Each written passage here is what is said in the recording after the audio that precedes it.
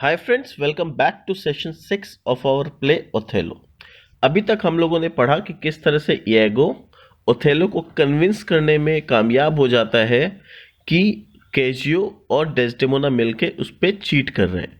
और उसका सबूत देने के लिए वो अपनी वाइफ को कहता है कि जाओ डेस्डेमोना का वो हैंकरचीफ चुरा लो और उसे कैजियो के आसपास कहीं रख दो, ताकि ऐसा लगे कि डेस्डेमोना ने वो हैंकरचीफ कैजियो को प्रेजेंट किया है।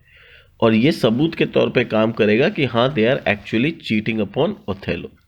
तो आगे पढ़ते हैं page number 38। Soon after the meeting with Iago, Othello pretended that he had headache and longed her to lend him her handkerchief to hold on his temples. अब हुआ क्या, ओथेलो अब यहाँ पर इएगो से मिलके फिर गया अपने कमरे में और वहां जाके डेस्डेमोना को कहता है कि मेरा बहुत माथा दुख रहा है, काइंडली तुम वो हैंकरचीफ मुझे दो ताकि मैं अपने माथा पे उसे बांध सकूं और अपना हेडेक थोड़ा कम कर सकूं। Desdemona did so, but Othello wanted the handkerchief which he gave her. Desdemona ने उसे हैंकरचीफ दिया, पर ओथेलो को तो वही वाला हैंकरचीफ चाहिए था जो हैंकरचीफ उसने डेस्डेमोना को प्रेजेंट किया था। Desdemona could not find it. Desdemona को वो मिल नहीं रहा था। That's a fault, said Othello. बोला ये बहुत बड़ी गलती है। That handkerchief was given to my mother by an Egyptian woman. बोला कि वो हैंकरचीफ तुम कैसे खो सकती हो, वो बहुत ही अनमोल हैंकरचीफ था मेरे लिए। वो हैंकरचीफ मेरी मम्मी को किसी इजिप्शियन वुमन ने दिया था। शी वॉज अ चार्मर, और वो इजिप्शियन वुमन एक मैजिशियन थी, and could almost read the thoughts of the people, और वो लोगों के थॉट्स को पढ़ सकती थी, उसमें इतना काबिलियत था। She told her while she kept it, it would make her amiable and subdue my father entirely into her love.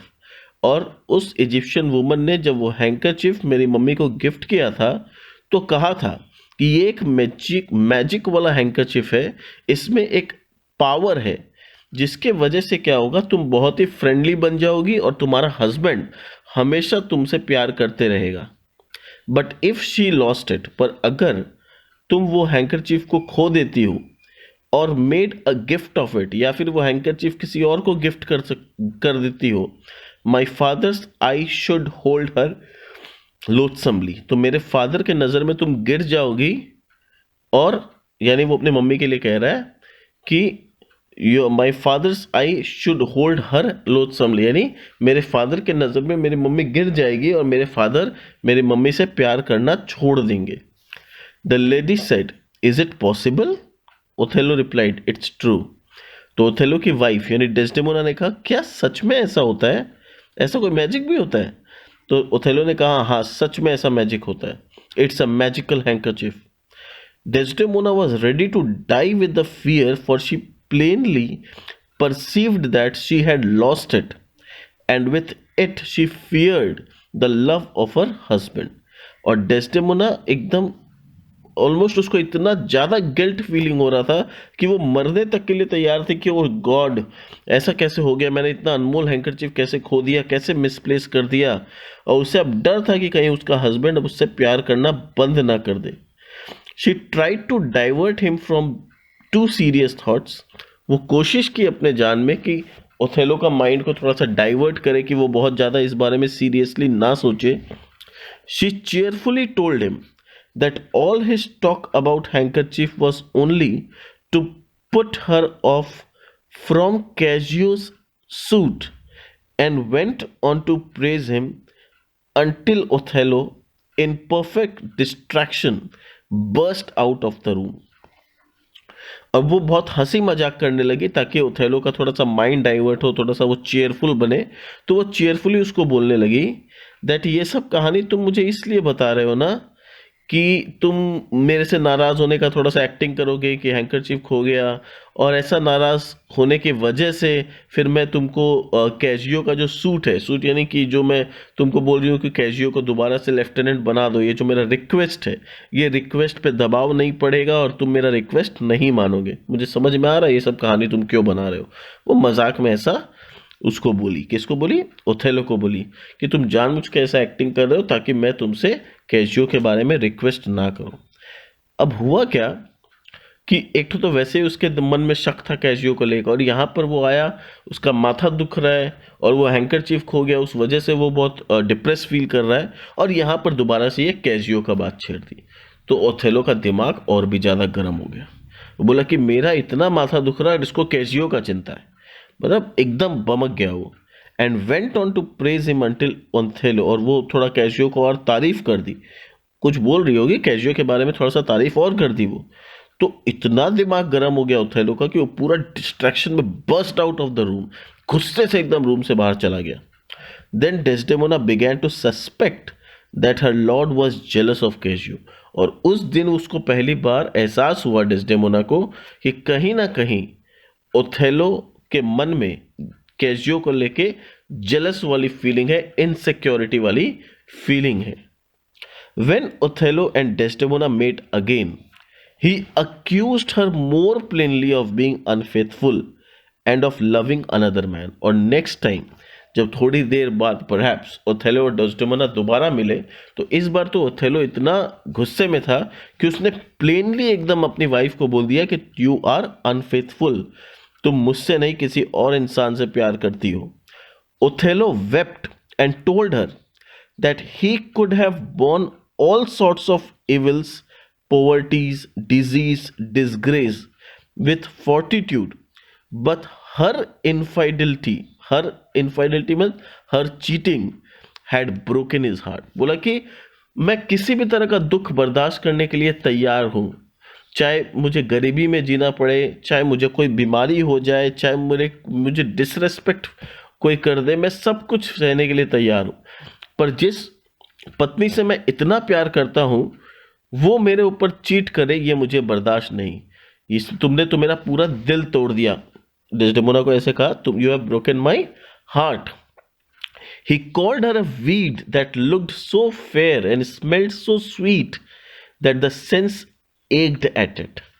उसने उसे कहा कि तुम एक ऐसी वीड हो जो देखने में तो सुंदर हो, स्मेल में बहुत स्वीट हो, दैट सेंस एक्ड इट, बट तुम्हारा स्मेल, वो सुंदर वाला स्मेल जो है, वो स्मेल लेने के बाद इंसान को तकलीफ होता है, यानी उसके बाद उसका एक यानी उसके दिल में दर्द, उसके जीवन में दर्द आ जाता है। He wished she had never been born, और वो बोलता है काश तुम पैदा ही नहीं हुई होती, तो इतना सब ये मेरे साथ इतना बुरा कभी नहीं होता, मेरा दिल इतना कभी नहीं टूटा होता। When Othello left her, Desdemona was stupefied at her husband's untrue suspicion of her, that a weight like sleep came over her. और जब ओथेलो वहां से चला गया तो डेस्डेमोना इतना टेंशन में आ गई कि आखिर ऐसा क्या हो गया, मैंने ऐसा क्या कर दिया कि मेरे हस्बैंड मेरे ऊपर ऐसा ऐसा इल्ज़ाम लगा रहे हैं, और ऐसे ही सोचते सोचते टेंशन में धीरे धीरे करके उसको नींद आ गई। She only desired that her attendant to make her bed and lay her bed sheet upon it. उसने खाली अपने अटेंडेंट को कहा कि तुम मेरा बिस्तर लगा दो और उस पर बेडशीट बिछा दो।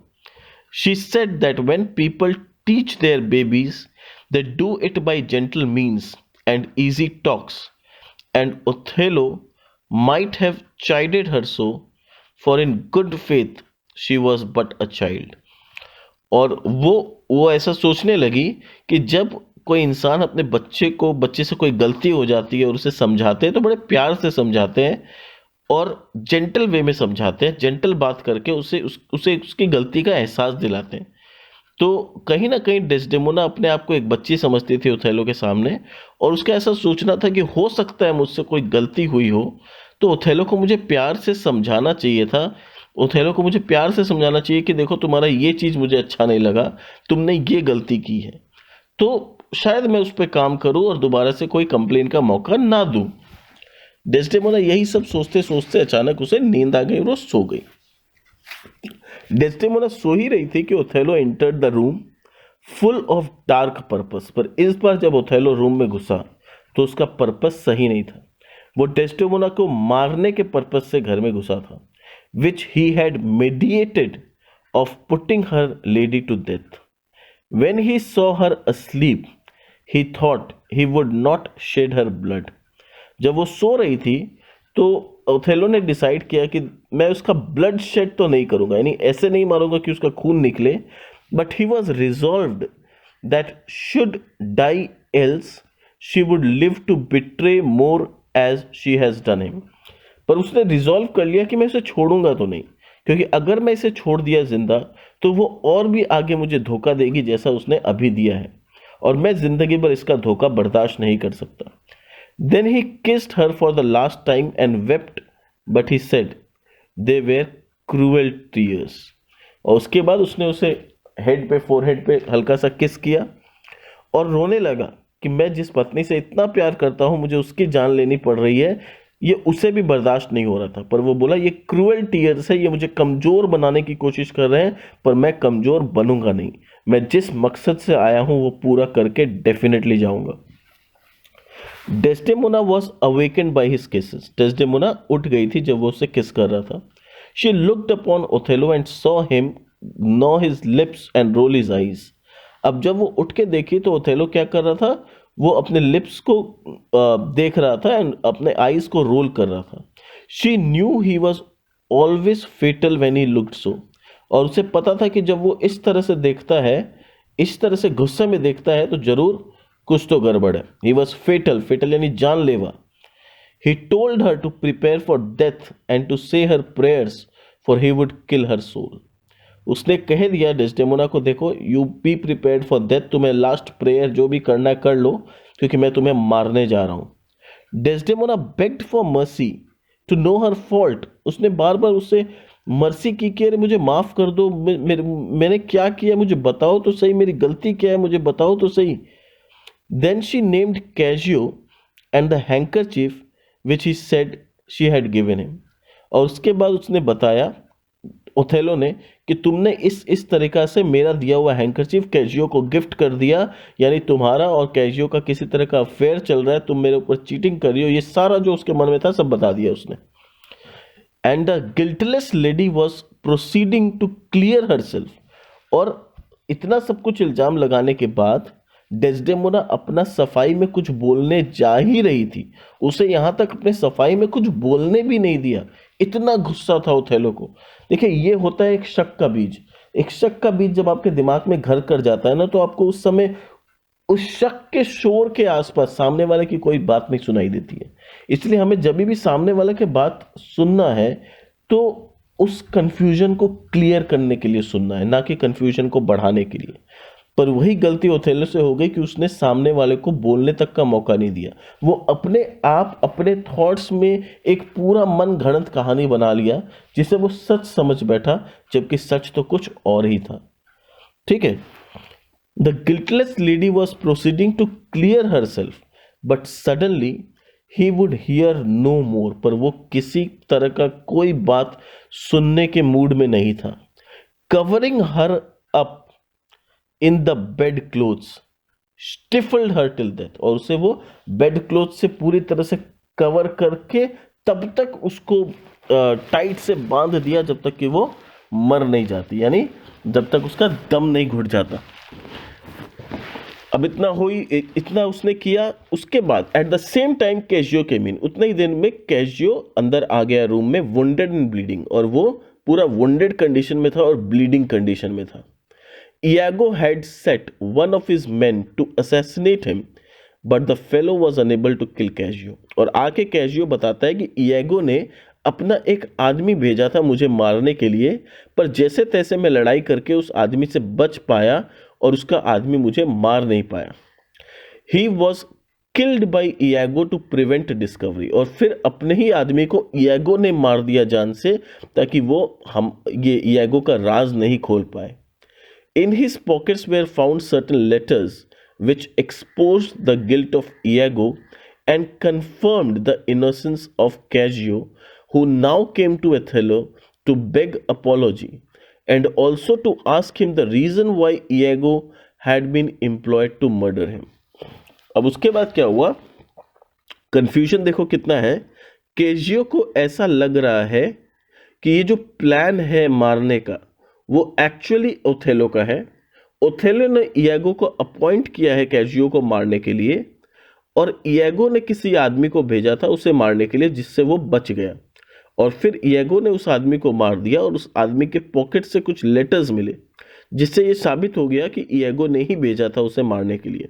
और कैशियो आके ओथेलो से माफी मांग रहा है और कह रहा है कि ये तो बताओ कि आखिर मेरी गलती क्या है, क्यों तुमने इएगो को अपॉइंट किया है मुझे मारने के लिए। The discovery was like a thunder stroke to Othello. और ये डिस्कवरी जब ओथेलो को पता चला ये सारी बातें, वो बोला तुम्हें मारने के लिए मैंने इएगो को अपॉइंट किया है, आर यू श्योर? बोला कि मैंने तो ऐसा कुछ नहीं किया है। Who now felt he was no better than murderer.